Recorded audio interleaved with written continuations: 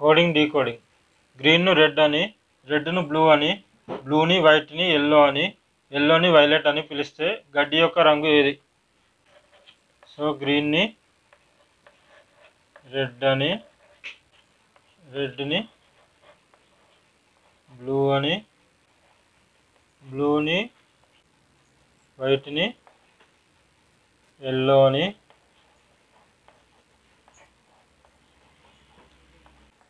ఎల్లోని violet అని పిలుస్తారంట. So ఇప్పుడు గడ్డి యొక్క రంగు ఏమిటి అని అడిగాడు. గడ్డి ఏ రంగులో ఉంటుంది? గ్రీన్ రంగులో ఉంటుంది కదా. సో గ్రీన్ అంటే ఏంది ఇక్కడ? గ్రీన్ అంటే రెడ్. సో గడ్డి యొక్క రంగు మనకు రెడ్. రెడ్ అనేది ఇక్కడ ఏ ఆప్షన్లో ఉంది? ఆప్షన్ 4లో ఉంది కదా. So option 4 correct answer.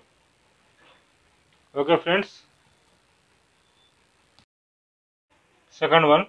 స్ట్రాబెర్రీని apple గాను, యాపిల్ను ద్రాక్ష గాను, ద్రాక్షను మామిడి గాను, మామిడిని దానిమ్మ గాను, దానిమ్మను జామ గాను వ్యవహరిస్తే క్రింది వానిలో పసుపు రంగు పండు ఏది?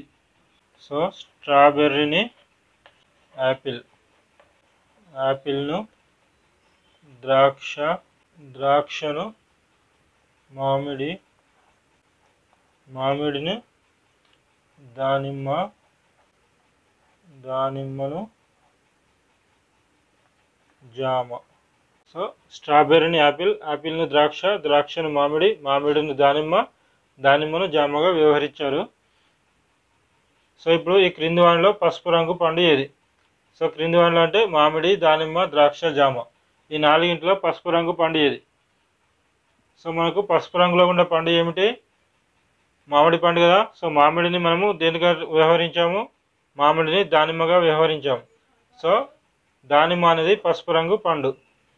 పసుపు రంగు పండు మామిడి, దానిని మనం దానిమ్మగా వ్యవహరించాము కాబట్టి పసుపు రంగు పండు ఏమవుతుంది?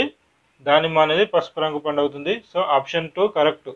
So option 2 correct answer. Okay friends, ఈ వీడియో కనుక మీకు నచ్చినట్లయితే లైక్ చేయండి, షేర్ చేయండి. మరిన్ని వీడియోస్ కోసం మన ఛానల్ని సబ్స్క్రైబ్ చేయండి. Thank you friends.